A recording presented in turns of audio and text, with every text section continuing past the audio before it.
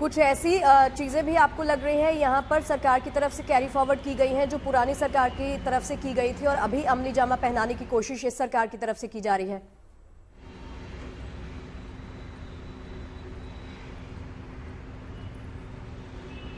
मुख्यमंत्री के तंज में ऐसी बातें बहुत दिखाई पड़ती हैं। उन्होंने बार बार यह कहा कि पिछली सरकार ने बहुत सारी योजनाएं बनाई जो फाइलों तक सीमित रहीं, फंड भी उसका नहीं आवंटन किया गया।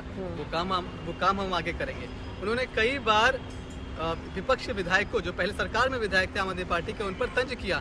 हमें पता है कि आप लोग ही परेशान रहा करते थे, खुद आपके विधायक परेशान थे कि भाई मुख्यमंत्री हमें भी फंड नहीं दे रहे हैं, लेकिन आप चिंता मत करिए, हम आपको भी फंड देंगे। तो कुल मिलाकर बहुत सारी बातें की गई, लेकिन जो बात हम लगातार कर रहे हैं कि यमुना को लेकर जीएनटी ने एक मुहिम बनाई, एक अभियान चलाया, छोटी बड़ी सारी खबरें दिखाई और हर खबर में हमने कोशिश की ये बताएं कि किस तरह से इस समस्या का हल निकाला सकता है। हमने बहुत सारी खबरें दिखाई कि अगर ये समस्या खत्म हो गई तो दिल्ली में यमुना की सूरत क्या बदल सकती है, यमुना से कितने लोगों को पैदा हो सकता है। अभी भी हम जहाँ पर खड़े हैं ये शाहदरा ड्रेन है कलंदीगुंज के पास में, और ये ड्रेन यहाँ से आगे जाकर मुश्किल से 100 मीटर पर यमुना में मिलता है। आप सोचिए कि मुख्यमंत्री विधानसभा में खड़ी होकर ऐलान कर रही थी, प्लानिंग की बात कर रही थी, लेकिन आप देखिए कि अभी ही यहाँ पर काम शुरू हो गया। ज़मीन पर देखिए कि बहुत सारी जो पोकलैंड मशीनें हैं वो यहाँ पर पहुँच चुकी हैं और कुछ ही देर में इन मशीनों को इस ड्रेन में उतारा जाएगा और ड्रेन की डिसिल्टिंग का काम किया जा रहा है। डिसिल्टिंग मतलब कि जो उसमें गाद जम जाती है, अगर आप यहाँ आसपास खड़े होते हैं तो बहुत बदबू आती है उस गाद से, उस गाद को निकालने का काम किया जाएगा। डिसिल्टिंग कम होगी तो पानी उसका फ्लो अच्छा होगा और उसकी जो गुणवत्ता है वो भी यमुना में पहुँचने से पहले ठीक होगी। तो तैयारी आपको सिर्फ दिल्ली सरकार की कागजों पर दिखाई नहीं पड़ रही है, उसका असर भी ज़मीन पर दिखाई पड़ रहा है। और हम यही बात बार बार कह रहे हैं कि हमने इन सारी खबरों को दिखाया था, ये नाले किस तरह से कितने गंदे हैं, क्यों गंदे हो रहे हैं, और जब यमुना में मिलते हैं जाकर तो यमुना को कितना प्रदूषित करते हैं, ये खबरें हमने लगातार मुहिम की तरह दिखाई थी। और आप कह सकते हैं कि जीएनटी की खबरों की एक छोटी सी छाप दिल्ली के बजट पर यमुना को लेकर कम से कम दिखाई पड़ रही है। ठीक है मनीष, आपके पास लौटेंगे, आप हमारे साथ बने रहिए। सुशांत भी हमारे साथ जुड़ गए हैं। सुशांत, मनीष ने बताया यमुना को लेकर, महिलाओं को लेकर बजट में क्या कुछ पेश किया गया, आप ये बताइए इसके अलावा और क्या कुछ, कैसे खास रहा आज का बजट?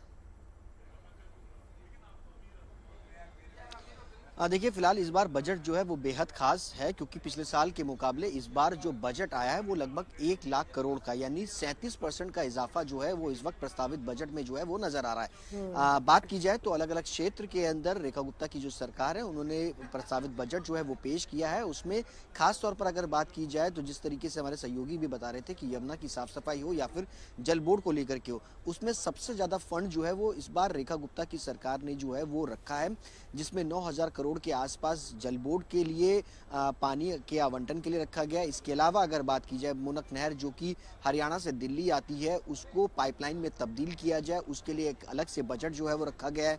जो सीवरेज की लीकेज होती है, इसके अलावा पानी जल बोर्ड की लीकेज होती है, उसके लिए 150 करोड़ का अलग बजट रखा गया है।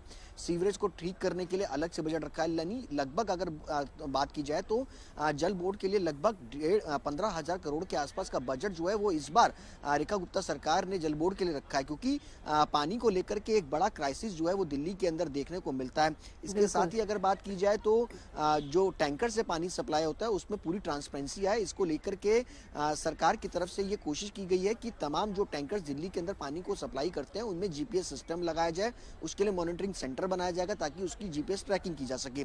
इसके अलावा नालों के साफ सफाई के लिए अलग से फंड जो है वो दिया गया है। अब बात की है स्वास्थ्य विभाग की तो लगभग 7,000 करोड़ के आसपास का बजट जो है वो रखा गया है। तमाम दिल्ली के सरकारी अस्पताल, जिसमें 24 अस्पताल ऐसे जिसकी व्यवस्थाएं बहुत खराब है, उनके लिए 1,000 करोड़ का बजट जो है वो रखा गया है। इसके अलावा नए स्कूल्स और उनके रखरखाव, उनके लिए भी करोड़ों रुपए का बजट जो है इस वक्त रेखा गुप्ता सरकार रख रही है। इसमें खास बात यह है कि जो बच्चे 12th पास करेंगे, लगभग 1200 बच्चों का आंकड़ा है जो हर साल 12वीं पास करते हैं दिल्ली के अंदर, उनके लिए रेखा गुप्ता सरकार जो है वो लैपटॉप जो है उन बच्चों को देगी। ये एक नई अगर कहा जाए तो नई पॉलिसी के तौर पर अगर देखने को मिलेगा कि जो बच्चे पास होंगे उनके लिए एक जोश बढ़ाने के लिए, उनके लिए एजुकेशन में कहीं ना कहीं स्तर बढ़ाने के लिए, उनमें इंटरेस्ट जगाने के लिए सरकार जो है वो उस तरीके का कदम जो है वो उठा रही है। इसी पूरे बजट सेशन के दौरान रेखा गुप्ता सरकार जो है वो कहीं ना कहीं पिछली सरकार पर हमला बोलती हुई नजर भी आई। पिछली सरकार एजुकेशन को लेकर के तमाम दावे करती थी कि हमने शिक्षा में व्यवस्था में सुधार किया, तो वहीं रेखा गुप्ता ने यह भी कहा कि दिल्ली की जो पिछली सरकार है वो 9th क्लास में बच्चों को पास आउट नहीं करते थे ताकि उनका रिजल्ट 10th में खराब ना आए।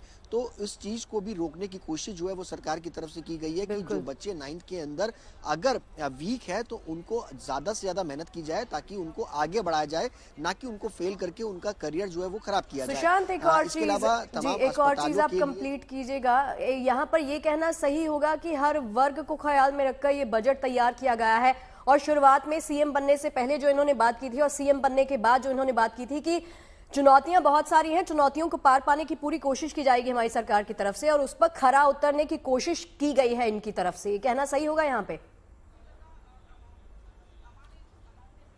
देखिए, सरकार का पहला बजट है और सरकार बनने के बाद तुरंत 1 महीने के अंदर आपको बजट पेश करना, तो उसके लिए चुनौतियां जरूर थी सरकार के लिए।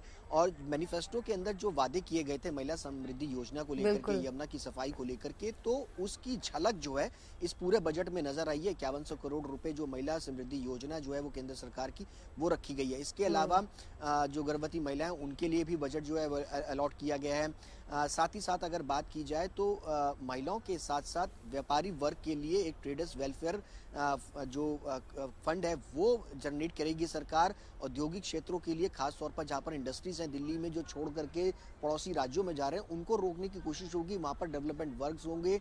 व्यापारियों के लिए एक वेलफेयर बोर्ड जो है वो तैयार किया जाएगा ताकि व्यापारी अपनी बात रख सके। इन तमाम चीजों को ध्यान में रख करके हर वर्ग को साधने की कोशिश जो है वो रेखा गुप्ता सरकार की तरफ से की गई है।